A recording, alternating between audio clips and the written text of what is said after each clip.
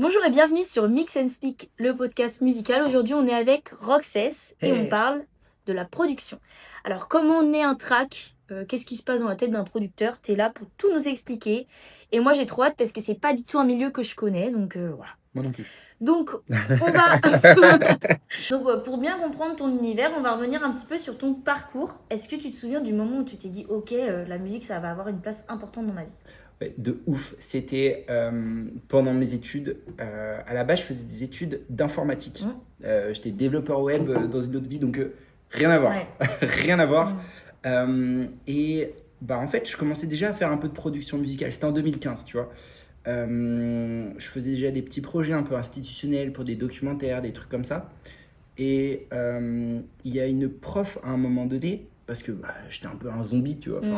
Je bosse la nuit, je fais mes tracks la nuit, je vais jamais en soirée avec les potes et tout, je tryhard déjà à fond la prod. J'arrive la journée en cours quand j'ai un peu le courage d'y aller, quoi. Et il y a une prof, elle me dit à un moment donné, elle me top, elle me dit mais Florian, il va falloir faire un choix. Et là, tu te dis, ok, ouais, va falloir prendre une direction de vie à un moment donné. Ouais, c'est vrai. Va falloir aller au-delà de ce que tes parents y pensent, de ce que l'entourage te dit, que le domaine de la musique, de la composition, tout ça, c'est flou, ce qui est vrai. Va falloir faire un choix. Et donc ça a été un élément déclic, déclencheur, ouais. Ouais, qui a installé dans ma tête de ok, bon là il faut que je passe un step en fait, faut que je passe une autre étape. Ok. Et c'est quoi le premier son ou le premier artiste? Enfin, d'abord on a tous eu un peu un mentor. Enfin, moi je sais que ça a commencé par Offenbach avec un de mes premiers festivals. Est-ce que toi t'as eu un artiste ou un son qui t'a fait dire ok, c'est là que je veux aller, quoi? Ou pas forcément? Pas forcément, parce que tu vois, j'ai eu la chance d'avoir une culture musicale qui était très riche. Mon grand-père écoutait beaucoup de jazz, de musique classique. À l'inverse, mon père, très new wave, rock, Queen, Pink Floyd, tout ça. Donc en fait, ce qui a construit, je dirais, ma personnalité musicale aussi, c'est le fait que ça soit très varié, très riche, très hybride. On mélange plein de choses ensemble.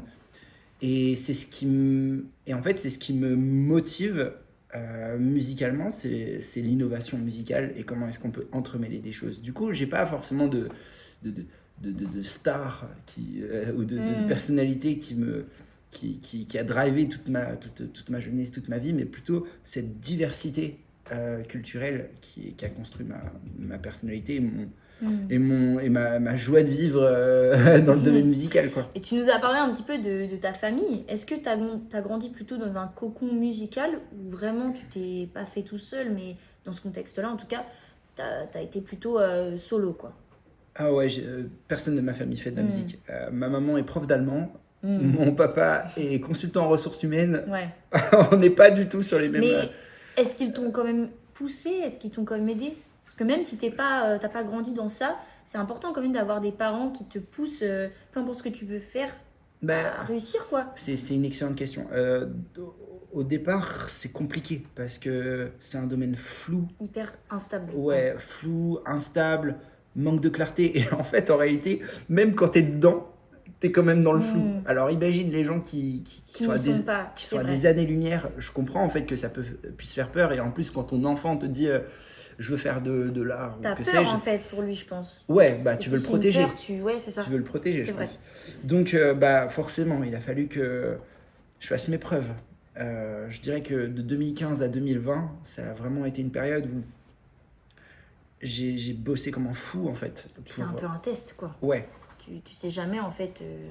Tu testes, tu testes, tu te plantes, tu essaies de te crédibiliser, tu essaies d'être validé par telle personne, par tel contexte, telle situation, tel projet. Et ça, en fait, ça fait augmenter ta confiance en toi, forcément. Et indirectement, ça augmente la confiance que les autres ont envers toi. Et du coup, forcément, derrière, mes parents, ils ont commencé à me faire plus confiance quand tu te dis j'ai travaillé avec un tel, j'ai travaillé avec telle marque, j'ai fait ceci, j'ai fait cela.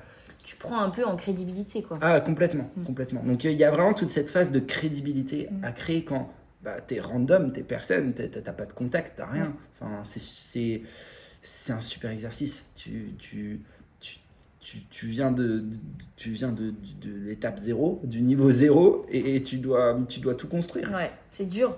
C'est Bah, trop dur. c'est dur et en même temps, c'est génial parce que parfois je me dis, putain, ça doit être chiant. T'arrives, tu sais, t'as déjà 1 million de dollars sur ton compte, t'as tous les contacts et tout. Enfin, je sais pas, ça doit être chiant. Ouais, c'est vrai. Tu passes Ça- pas par l'étape l'étape la plus importante, je pense. Qui crée après toute ton histoire, tout ça, Ouais, quoi. bah c'est ça, ouais, Mm. c'est ça, exactement. Et au début, c'était plutôt comme un hobby ou plutôt bah, tu savais que t'allais en faire directement ton métier. Je suis très obsessionnel. Ouais.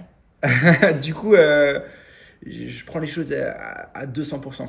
Et j'ai un sujet qui arrive, je me mets à 200% dedans. Du coup, en fait, du haut de mes 14 ans, Tu 13-14 savais ans, déjà, quoi. bah, alors, je savais déjà, je lisais pas l'avenir, mais j'étais en mode, dans ma tête, ça y est, je vais devenir une rockstar, ça va être incroyable. Alors, évidemment, ça se passe pas comme ça. Mais j'avais déjà cette perspective-là de me dire, j'ai envie de faire. En tout cas, j'ai envie que c'est une grande place dans ma vie. Ouais. Et toi, tu t'es formé comment? Tu t'es formé grâce à YouTube, grâce à une école, quelqu'un? Tout seul, vraiment. Alors, tout seul et avec des gens qui sont meilleurs que moi. C'est-à-dire Ouais. que, alors, tu as les tutos YouTube, tu as tout ça, c'est énorme. En fait, aujourd'hui, tu peux tout apprendre grâce à Internet, mais il y a des limites. Dans le sens où là où tu vas vraiment progresser, c'est quand tu vas côtoyer des gens qui sont meilleurs que toi et que tu vas t'installer à côté de quelqu'un qui est meilleur que toi. Et tu vas le regarder faire. Tu vas le regarder faire, tu vas te modeler sur comment il fait les choses et tu vas le recopier. Et au fur et à mesure de la répétition, tu vas commencer à créer ton propre système. Et c'est comme ça que j'ai fait. Ok. Donc on en parlait un petit peu en off, mais toi à la base t'es pas du tout orienté vers le côté DJ. T'es plus dans les musiques de films. Ouais. Je voudrais bien que tu nous racontes comment ça a commencé. Comment tout a commencé? Ouais, ton petit parcours quoi. Alors on a combien de temps? Non mais dans les grandes lignes quoi. À la base je viens du rock. Ouais. À la base je montais des groupes de rock. J'ai commencé la musique dans une comédie musicale de mon collège. J'ai touché ma première guitare comme ça, vraiment. J'ai découvert la musique à 100% à ce moment-là, à 13 ans. J'étais très dans le rock, j'ai monté des petits groupes de rock jusqu'à mes 18-19 ans. Mais rapidement, tu vois, ça m'intéressait pas forcément de faire des covers ou ce genre de choses. Ouais. Je voulais créer direct de la musique. Et à un moment donné, arrivé aussi le stade où je me disais, putain, mais tout le monde fait un peu la même chose, tout le monde fait des groupes de rock, des trucs comme ça. Et je commence à m'intéresser à la musique de film. Je me dis, ah mais c'est marrant, tout le monde connaît les grands thèmes de la musique de film, tout le monde peut les rechanter. Et quand je m'y intéresse un petit peu plus, je me dis, mais c'est que des grands-pères, c'est que des papis Ça va changer de t'avoir un peu, ouais. qui sont dans ce domaine-là. Il n'y a pas de pop star de la musique de film. Tu vois, il n'y a pas de Justin Bieber de la musique de film, tu vois. C'est pas faux. Bref, et du coup, je me suis dit, ah, putain, je vais m'intéresser quand même à ça, c'est vraiment trop cool. Tu écris pour un orchestre, toutes ces choses-là, tu contextualises des images, tu contextualises une émotion à l'image, c'est pas rien, enfin, c'est tellement intéressant et ça fait 50% du film, vraiment, voire plus. Ouais, l'émotion que transmet la musique dans un film. De toute façon, on en parlait, mais c'est trop important. C'est tellement important. C'est trop important. Dans tout type de film, la musique, elle est trop importante. Elle drive ce que l'image et la lumière est incapable d'exprimer. Vraiment. Et du coup, je me suis lancé comme ça. Je faisais des petits projets à droite à gauche pour des marques, pour des documentaires, pour la télé, pour des pubs. Et j'ai vraiment fait mes premiers pas dans la musique à l'image. Tu vois, il y a musique de film, mais on peut globaliser de musique à l'image parce que ça intègre aussi le jeu vidéo, la pub, etc. Ouais, c'est clair. J'ai commencé vraiment comme ça. Et après, j'ai fait plus des petits films, des trucs comme ça. Mais c'est comme ça que les choses ont commencé. Et j'ai juste fait dans ma chambre à tester, à mélanger l'orchestre avec de l'électronique, avec comprendre comment est-ce qu'on orchestre des sections de cordes, comment est-ce qu'on orchestre des sections de cuivre, comment est-ce que... Voilà, il y a tellement de choses c'est trop passionnant, à comprendre. Ouais. Puis c'est pas assez expliqué, exploité, tout ce que tu veux, mais je trouve que là, on met pas assez en lumière ces métiers-là, quoi. Bah, tu sais que il y a, je crois qu'en France, au Festival de Cannes, il n'y a pas de prix pour la musique. Ouais, c'est triste. C'est chaud, hein. C'est trop triste. Enfin, moi, je trouve, alors qu'on a des compositeurs de musique de films français extraordinaires, mais ils sont tous barrés parce que. Ah, normal, la France. Ouais. Ouais. Enfin bon, est-ce qu'à un moment donné, t'as senti que t'as passé comme une sorte de palier, positivement, hein, Ouais. où tu t'es dit, ok, là, ça y est, quoi. En fait, je suis toujours tourné sur le fait de me dire, je donne toujours le pourcentage supplémentaire. Bien sûr, il y a des projets qui ont qui ont plus d'impact, plus de force de frappe parmi l'entourage avec qui tu vas travailler, évidemment. Mhm. Mais si je devais tout aligner au même niveau, je suis toujours en quête de me dire comment est-ce que je peux m'améliorer, comment est-ce que je peux faire mieux que ce que j'ai déjà Ouais. fait sur un projet plus ou moins similaire. Du coup, je n'ai pas vraiment d'étape clé qui me dit ah là ça y est, là, Ouais. là j'ai passé à un autre niveau. Mais c'est plus une généralité dans l'attitude que je vais avoir par rapport à ce que je vais créer au quotidien, quoi. On en parlait, mais c'est vrai que c'est un métier qui est quand même assez instable. Donc, est-ce que plusieurs fois, t'as eu des moments de doute Mais tout le temps? un Jamais? milliard de fois. Ouais. 1 milliard de fois. J'ai un syndrome de l'imposteur plus haut que le plafond là-haut. Et pourtant, il est haut. Et il est très très haut. Du coup, bien évidemment, j'ai voulu abandonner 1 milliard de fois et certainement ça m'arrivera Mais encore. comme tout le monde, je pense, en vrai. Mais je pense qu'il faut juste se recentrer à un moment donné sur pourquoi tu fais les choses, qu'est-ce qui te fait te sentir bien. Parce que c'est la clé principale. Qu'est-ce qui me fait me sentir bien? Comment est-ce que je peux me sentir bien tout de suite maintenant? Et pas demain quand j'aurai fait 1 million de streams, quand j'aurai collaboré avec un tel, ou que j'aurai cette prime à mon boulot, ou que sais-je. C'est comment est-ce que je peux me sentir bien tout de suite, maintenant, avec les outils que j'ai, et que je peux évoluer dans cette perspective-là. Puis bah, faut pas oublier qu'on a énormément de chance de pouvoir vivre de notre passion, parce qu'aujourd'hui c'est le cas, mais de pouvoir en vivre quoi, pleinement. Je trouve que c'est mais complètement. C'est trop cool. En fait, on a trop été idolâtrés au travers du schéma pop star, tu vois. Mais en fait, tu peux vivre très très très confortablement sans être la star c'est clair. qu'on nous a vendu depuis les 30 dernières années. Il y a un juste milieu, quoi. Il y a vraiment un juste milieu. Ouais, complètement. Et c'est aussi intéressant de le savoir, même si des fois c'est pas forcément le cas, mais est-ce que tu as eu un fail qui t'a fait te dire par la suite, qui t'a fait progresser par la suite, ou pas d'ailleurs, mais est-ce que c'est le cas? Je me trompe, je crois que je suis quelqu'un qui me trompe énormément. Ouais. Je me plante tout le temps. Vraiment. Donc en soi, c'est pas nouveau quand ça arrive, quoi. Non. Alors bien sûr, tu as cette frustration, tu te dis, oh, putain. Ouais, j'aurais dû y penser avant, fais chier, quoi. Et puis, bon, bah, tu te dis, en tout cas, moi, c'est dans ma nature de me dire, bon, bah, c'est pas grave, j'apprends. Si ça m'arrive, c'est que c'est pas un hasard. Donc, je vais essayer de comprendre ce qu'il y a derrière et comment est-ce que je peux progresser. Donc, voilà, je suis comme ça. Il y a des gens, tout leur. Alors, j'ai une très bonne étoile au-dessus de moi. Ça, j'en suis conscient. Vraiment. Mais peut-être parce que j'essaie de propager une énergie très positive et très bienveillante dans tout ce que je fais. Mais je me plante beaucoup. J'ai plein de choses que je pense que ça va marcher comme ça et en fait, pas du tout. Donc, voilà. J'ai pas d'étapes clés, d'échecs clés qui me font remettre en question. Oui, ce genre dans de tous choses, les cas, t'apprends de tes erreurs, quoi. Exactement. Ok. Et est-ce que tu aurais un conseil à donner à des gens qui commencent, un conseil que tu aurais toi aimé recevoir quand tu étais plus jeune ou quand tu as commencé? Bah, oser tester. Ouais, puis faites des erreurs aussi, je pense. Ah, bah, complètement. Que c'est grâce à ça que tu crées ta personnalité, quoi. Oser sortir du cadre. Vraiment, oser sortir du cadre. Autorisez-vous à faire des choses différemment et à faire les choses pour vous. Cherchez pas à vous dire je vais faire ceci parce que ça va plaire, parce que ça va correspondre à ces attentes-là. En fait, revenir à soi, c'est le plus important. revenir à l'émotion que tu as envie de véhiculer à travers toi et pas comment est-ce que je peux me conformer à telle chose ou telle Ouais. chose. C'est vrai. Bon, là, on va rentrer un peu plus dans le vif du sujet, donc la production. C'est Ok. pour ça que tu es là avec nous. Je voudrais savoir un petit peu, en remontant dans le temps, si tu as, comment dire, un moment où tu t'es... Enfin, quelque chose qui t'a donné vraiment envie de rentrer dans la production en soi. Euh,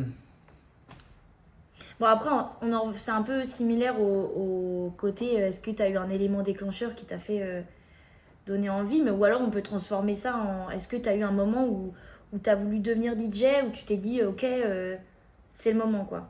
ok, tu veux dire tu veux parler plutôt du moment où je suis passé de la prod au côté DJ?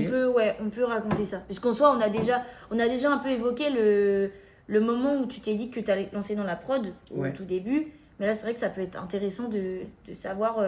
Le switch. Ouais, Ok. À la base, je faisais du coup de la musique de film. oui. J'en fais toujours parce que j'adore ça. Mais il y a eu une étape de vie qui s'appelle le Covid et qui fait que quand tu fais de la musique de film et qu'il n'y a pas de film, C'est compliqué. c'est vrai. c'est pas évident. Du coup, j'ai toujours aimé la musique électronique. Tu vois, si je peux te raconter une anecdote, c'est que j'allais à la bibliothèque louer toujours le même CD. Homework de Daft Punk. Ok. Mais la nana de la Un bibliothèque, classique. Un classique. la nana de la bibliothèque, elle devait se dire, mais il est fou, lui. Il prend toujours le même CD toutes les semaines. Il change jamais. Du coup, j'ai toujours adoré la musique électronique. Et ça me paraissait cohérent de commencer à produire un peu ce style-là. Et donc, j'ai commencé à produire pour d'autres DJ, pour des DJ, et des intros, Ouais. ce genre de choses. Tu vois, par exemple, l'intro là, du Warehouse. Ouais, Never- du concept Never où je Experience. mixe, je savais pas, mais du coup, il a fait Voilà. l'intro. Bah, tu vois, tous ces trucs-là, j'aimais beaucoup faire. Même pour des DJ où ils ont des musiques sur Fun Radio, voilà. J'aimais beaucoup ça, je commençais à comprendre la structure, mais je comprenais rien à tous ces boutons, quoi. Vraiment, C'est vrai que ça peut faire c'était- peur. Ah Ça ouais, peut freiner, ouais. c'était complètement flou. Et j'ai un très bon ami à moi, un de mes meilleurs potes, Brice François, très bon DJ, qui a une soirée qui tourne partout en Qui est France, très connu, ouais. qui s'appelle Made in France. Et je lui dis, ah tiens, j'aimerais bien quand même comprendre un peu comment ça marche ton truc là. Il me dit, ok, viens, on passe 3 jours, on va voir DJ Get Down à Palavas-les-Flots dans Très le fort. sud. Très très fort. Il va te montrer un peu. Donc je passe 3 jours avec Olivier. Cardio. Je pense que c'était cardio. C'est cardio, c'est militaire, Ouais. mais c'est bien. Mais c'est tellement, ouais, ça t'apprend tellement. Ah ouais, tu ressors de là, t'es carré. T'es vraiment carré. Je connaissais rien et en Du fait, moins les bases, quoi, tu les as. j'avais les bases. Alors bien sûr, DJ ça va plus loin que ça. Mais je savais enchaîner les tracks, etc. 72 heures, je prends ma carte bleue, Et tu j'achète repars. des platines et je rentre chez moi. J'avais pas forcément cette optique d'être DJ tout de suite, mais c'était juste le fait de comprendre le système. comment Ouais, c'est ça marche. important quand tu crées des sons pour des DJ de savoir un peu comment ça fonctionne. En vrai. Ouais. Ça va avec, hein. Ouais, bah, et puis tu sais que j'étais jamais allé en boîte. Mais ça veut rien dire en vrai. Hein. Moi, j'aime pas les boîtes en dehors Je suis pas du consommateur. fait d'y mixer. J'aime pas ça. Hein. Ouais. Donc. Ça m'attire pas trop. Hein. J'aime bien mixer pour les gens, mais être les gens, faire partie des gens, Consommateur j'aime. en fait. Ouais, non. Consommateur du monde de la nuit. Ouais, je suis Ouais. pas. Mais c'est autre chose. Enfin, c'est un autre positionnement. Et du coup, au fur et à mesure, j'ai commencé à être DJ parce que je voulais m'éloigner de la solitude du studio. Il y a de ça aussi. Tu dois te sentir seul quand tu es toujours en train de créer tes sons, enfin, solo quoi en fait. Bah, tu produis et même si ça se passe à plusieurs, il y a quand même il y a beaucoup de choses qui se font à distance. Ouais. En fait. Puis il y a quand même beaucoup de solitude, même quand tu es avec d'autres gens, enfin ça veut rien dire quoi. Et que Si tu bosses, chacun bosse pour lui, tu crées pas forcément de lien. Ouais, c'est ça. Donc, j'avais besoin de sociabiliser, sinon j'allais devenir fou. Et donc, c'est pour ça que je me suis dit, oh, mais tiens, mais j'ai envie début 2025, là. J'ai envie de m'associer à des établissements, ce genre de choses, développer des concepts. Et c'est comme ça qu'en fait, je suis tombé dans le côté DJ généraliste aussi. Ok, Voilà. trop cool. Et qu'est-ce qui t'a le plus surpris Bon là, on va rebasculer sur le côté prod. Mais qu'est-ce qui t'a le plus surpris quand t'as commencé la prod? Un truc où tu t'y attendais pas. Euh, je me suis dit, waouh, pour la première fois, je vais pouvoir faire tout ce qu'il y a dans ma tête. Ouais, parce qu'on parle un peu aussi des écrivains, de mettre sur papier un peu ce qu'on a dans la tête. Voilà, du coup, c'est... Mais même là, il y a plus que ça, c'est de la transmission, là, du coup. Ah, mais Si complètement. tu fais écouter aux autres et que tu le fais pas juste pour toi, tu transmets tes idées. Ah bah C'est trop cool. ça va plus loin, tu extériorises vraiment les choses. Mm. Et c'est ça que j'ai trouvé extraordinaire. Ok. Mais ça a l'air assez quand même intimidant, la prod, au début. Est-ce que tu te souviens d'un moment où tu t'es dit, ok, là, j'ai... Comment expliquer? Oula, pardon. Là, je commence à maîtriser un petit peu le sujet, quoi. Parce que tu dis aussi que les platines, il y a beaucoup de boutons, c'est impressionnant. Mais moi, quand je vois tous les paramètres de la prod, ça me fait peur et j'ose même pas, en fait. En fait, ça peut effrayer. Et tu veux que je te dise quelque chose ça se trouve, je connais 10% du logiciel. Ouais, mais t'arrives aujourd'hui à faire quand même... les bases, tu les as quand même, non? Ouais, bien sûr, mais je pense que personne ne maîtrise un logiciel à Ouais. 100%. C'est comme Photoshop, tous les trucs comme ça. Enfin, c'est impossible à maîtriser à C'est 100%. Par contre, tu as plein de manières. En fait, le logiciel en lui-même est un outil créatif parce que tout le monde va l'utiliser différemment. Et la meilleure manière, je crois, pour vraiment comprendre son fonctionnement et progresser finalement, c'est regarder des remakes de musique. C'est-à-dire Ouais. qu'il y a des gens sur YouTube, ils s'amusent à refaire telle musique, telle musique, telle musique, telle musique. Et tu peux t'amuser à regarder la vidéo ou à télécharger les templates ou à acheter le template et l'ouvrir et voir comment c'est fait d'un point de vue structure. Et là, tu commences à te dire, ah, ok, c'est comme ça qu'on fait ça. C'est comme ça qu'on construit tel type de drop. C'est comme ça qu'on produit dans tel style. C'est comme ça qu'on mixe des guitares, par exemple. Et ça, bah, en tout cas pour moi, c'est ce qui m'a aidé. Ça revient un peu à ce que je disais avant, mais tu copies le fonctionnement de quelqu'un qui est meilleur que toi, et tu le répètes, et à un moment donné, tu t'appropries les choses et tu crées ton identité. Mm. Et ça m'a permis de comprendre en gros comment le logiciel marche, quoi. Ouais, tu décortiques un peu le son, quoi. Exactement. Et donc, c'est un peu le processus de création d'un son. Et là, pour parler un peu plus du processus univers, enfin de ton univers, quoi, comment naît un morceau chez toi? Est-ce que c'est à partir d'un son, d'une émotion? C'est à partir d'image mentale. Ouais. Je me crée un film. J'aime qu'on me raconte des histoires. Je veux raconter des histoires. Je veux proposer une ambiance. Et c'est ce que je cherche à faire. Donc, il y a des gens, ils vont être... moi, je mets d'abord le kick. Moi, je mets d'abord la basse. Moi, pas du tout, en fait. T'as pas d'ordre, ouais. Non, j'ai pas d'ordre. Qu'est-ce que j'ai envie de raconter? Quelle émotion j'ai envie de véhiculer? Trop cool. Et est-ce que tu travailles toujours seul ou tu t'autorises des fois à travailler avec des gens en feat? Je travaille pas beaucoup en feat. J'ai eu la chance de travailler avec des chanteurs, chanteuses à Amsterdam, qui sont à Amsterdam, qui sont aussi à Nashville aux États-Unis, à Manchester aussi, qui ont chanté pour David Guetta, Martin Garrix, Tiesto, vraiment. Et j'ai tellement appris à juste voir leur efficacité de travail. Ouais. Vraiment, c'est impressionnant. Nous, on n'a pas du tout cette manière-là de faire en France. Eux, c'est action-réaction, V1, V final, tu vois, vraiment, c'est impressionnant. Donc, j'ai énormément progressé avec ça. Après, je suis surtout, pour l'instant, en quête dans cette nouvelle version de Roxess qui arrive en 2026. Donc, toutes ces premières années, c'était beaucoup de tests, tu te recherches. Tu crées un peu ta personnalité. Ouais, exactement. Et là, 2026... je vais proposer vraiment une identité beaucoup plus expérimentale d'un point de vue musical où je veux mélanger l'orchestre avec de l'électronique, avec de l'opéra. Ça se fait plus trop ça en vrai.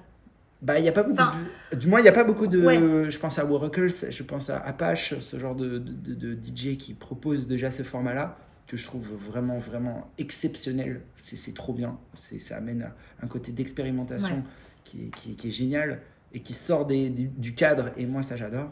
Et j'ai envie d'aller encore plus loin, d'aller plus loin dans l'expérimentation, de raconter vraiment des histoires. Ouais, tu mélanges deux styles. Moi, je pense à SCH, là, dans son dernier album, Ouais, qui a mélangé vraiment le côté rap et le côté orchestre, et ça passe ça trop marche trop bien. bien. Bah, C'est incroyable. même dans le côté rap, tu vois, Laylo, Ouais, avec trop fort. Trinity, je Trop l'ai fort. saigné cet album. C'est électronique, c'est... Enfin, je sais pas, j'adore. Organique, hybride, Ouais, c'est énorme. c'est fou. Et ça te raconte une Il y a une histoire. vraie identité, quoi. Ouais, exactement. Donc, Et, voilà. pardon. Non, voilà. Quand on est producteur, est-ce qu'on sait quand un track est terminé? Une track. Un track. Les deux. Je pense les deux. Ok. Tu sais quand c'est terminé ou pas? Ou c'est jamais vraiment C'est terminé? jamais vraiment terminé. Ouais. C'est jamais vraiment terminé. Encore une fois, je pense que à un moment donné, tu te poses et tu te prévisualises aussi avec ta track dans le monde réel, avec des gens, dans un contexte. Est-ce que l'émotion que tu as envie de véhiculer, elle est cohérente avec le contexte dans lequel tu as envie de donner vie à ton track? Et c'est là où tu commences à te dire, est-ce que je suis en phase de finalisation Ouais. ou je suis complètement à des années-lumière? Est-ce que tu as un moment aussi, on entend beaucoup de gens qui préfèrent produire la nuit ou à un certain moment de la journée. Est-ce que toi, c'est plutôt le cas ou pas forcément? Non, j'ai pas de... Ouais. J'ai pas de préférence, surtout que bah il y a des moments c'est très spontané et puis il y a d'autres moments bah tu vas enregistrer en studio avec d'autres personnes. Ouais, en vrai, Donc, ça tu veut dois- jamais rien dire. Voilà, tu dois cadrer beaucoup plus le truc parce que bah un tel a un emploi du temps qui associe. Enfin C'est un peu propre à chacun, quoi. ouais. Il y a des gens quand même qui sont productifs plus la nuit que le jour Absolument. et inversement, quoi. Et puis en tant que DJ, je pense qu'on a intérêt à être Ouais, bon la nuit aussi. c'est clair. Et comment dire, quand tu crées un track, quand tu le construis, est-ce que tu cherches plutôt à raconter une histoire ou à faire danser les gens? Bah c'est là où tu as les deux casquettes. Tu as vraiment le côté DJ généraliste où ton job, C'est de faire danser les gens, on est ça d'accord. c'est sûr. Les gens sont pas là pour toi. Et Ouais. ceux qui arrivent en mode rockstar et qui croient que la nuit est à eux, Bah justement, tu te prends une claque, ils quoi. vont passer deux tracks Ouais. et ils vont vite comprendre que C'est clair. ça va pas se passer comme ça. Donc là, quand tu es dans ce processus-là, tu es là pour faire danser les gens.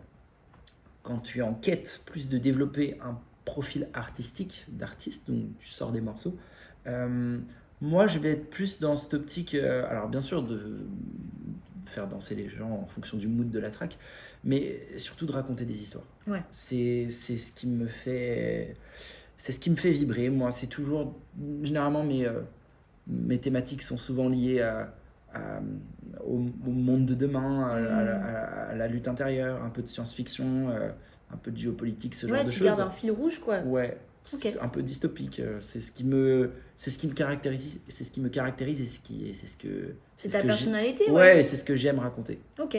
Et on parle aussi un peu du côté page blanche chez les écrivains. Est-ce que toi, ça t'arrive en tant que producteur un jour de pas avoir d'imagination, t'es pas dedans, t'es pas... Non, mais tous les jours, hein. Faire commander de l'art, calculer de l'art, C'est pas possible. c'est compliqué, hein. C'est Enfin, très c'est compliqué. possible, mais ouais. C'est possible. Il y a des techniques de production musicale qui enclenchent des phénomènes de dopamine dans ton cerveau, d'un point de vue des patterns de rythme, que ton cerveau il anticipe la boucle ou ce genre de choses. Mais si tu es dans une volonté expérimentale de créer des choses qui sortent un peu du cadre, là c'est plus compliqué. Hmm. Tu peux, enfin moi en tout cas, j'ai très souvent la page blanche. Ça arrive, hein, quand tu privilégies la quantité plutôt que la qualité. Non, l'inverse du coup. La can- La qualité plutôt que la quantité.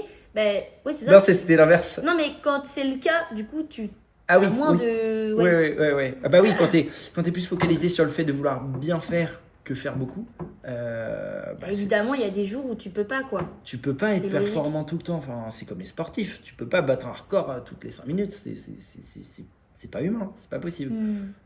Donc, quand ton track est terminé, est-ce que tu le testes avant de le sortir? Officiellement. Alors ça dépend du mood, ça dépend du contexte. Si j'ai la possibilité de le tester vraiment en live avec des gens carrément, si la track s'y prête pas forcément, je vais le faire écouter à un contexte de personnes où je sais que je peux avoir des retours intéressants. Ouais. Parce que je pense que le facteur de base aussi, c'est qui est-ce que tu écoutes. Tu vas pas écouter les conseils de ton Boulanger. ou de ton coiffeur. si tu veux, faire une track. Ouais, tu t'adresses à un certain type de personne, quoi. Exactement, voilà. Ok. Et est-ce que tu ressens une différence entre produire pour toi ou produire pour les autres? Ouais, complètement. Bah, t'as pas du tout la même approche Ouais. émotionnelle. Tu prends pas les choses à cœur de la même manière, ça c'est sûr. C'est, c'est beaucoup plus dur de produire pour soi que pour les autres. En tout cas, de mon ressenti, hein. Je suis beaucoup plus détaché à produire pour les autres et à amener, entremêler des idées, et plutôt que pour moi, où je me dis, est-ce que ça me correspond? Est-ce que c'est vraiment dans mon identité? Est-ce qu'il y a de la cohérence? Tout à fait, Tu vois, ouais. il y a un peu plus de lutte intérieure dans la Ouais. tête, tu vois. Toi, tu passes, petite question un peu plus technique, tu passes par un label ou tu es plutôt indépendant quand tu sors un titre? Non, là, pour l'instant, je suis Ouais. vraiment indépendant. J'ai pas d'intérêt à T'as pas avoir forcément besoin, ouais. Bah non, parce que comme j'ai la chance d'avoir la possibilité de tout faire un peu à 360 degrés d'un point de vue créatif et technique, j'ai pas de ghostwriter, j'ai pas Ouais. de ghost Ouais, producer. mais au moins, t'es pas bloqué, quoi. Tu fais ce que tu veux quand on a envie. C'est ça. Il y a juste à un moment donné, évidemment, si le truc marche et performe de fou, t'as une limite. T'es T'as obligé, besoin ouais. d'un entourage qui va gérer les choses d'un point de vue administratif. C'est normal. Mais pour l'instant, j'ai pas d'intérêt. Je me sens bien à faire comme Ouais. les choses elles sont. Et tu gères ta promo solo aussi, du coup. Ouais, avec les réseaux. Ah, via les réseaux, ouais. Ouais, bah de toute façon, De c'est toute façon, c'est l'outil le plus c'est ce le ce plus qui puissant. fonctionne aujourd'hui, quoi. Ah mais complètement, c'est ça. Les outils de TikTok, etc. Oui, il y a plein d'aspects négatifs. Mais la réalité, c'est que l'industrie musicale, à la base, c'est une industrie élitiste. Tu veux faire de la musique, ça coûte cher. Si t'as pas d'argent, t'as pas d'entourage, ouais, c'est vrai qu'à la base, ça c'est coûte cher, tout ça. impossible. C'est impossible. Donc tout ça, ça a redistribué les cartes. Ça a redistribué les cartes et les schémas de possibilités des gens. Donc ça, c'est génial. N'importe qui peut, du jour au lendemain, avoir son art au devant de la scène. Donc, en fait, la force de frappe des réseaux, elle est juste titanesque par rapport à aujourd'hui, je pense, la radio ou la télé. C'est pas du tout la même chose. Ouais. Et t'as une petite pression ou pas avant de sortir chaque morceau, quand même? Tu ressens un petit truc? Pression, un petit peu forcément, parce que tu y as mis une part de toi. Ouais. T'as envie quand même que les choses, elles performent un minimum. Après, il y a surtout une fierté. Ouais. Fierté de me dire, ah, ça y est, je suis arrivé au bout. Mais c'est bien de le voir comme ça, parce qu'il y a beaucoup de gens qui pensent vraiment aux autres. Et ça leur bouffe limite leur moment, quoi. Ah, complètement. Ah ouais, il faut vraiment se détacher de Même pour soi, de c'est bien, vouloir vous plaire à tout le monde, protégez-vous en vrai, parce que il y aura toujours des gens un peu bêtes à critiquer un peu sans trop savoir en vrai. Ah bah, ça c'est Faut se sûr. protéger. Ça, ça c'est dans tous les domaines, Ouais. clairement. Et donc pour finir un peu sur ça, comment tu réagis toi au retour, qu'il soit bon ou mauvais? Donc on en parle un petit peu.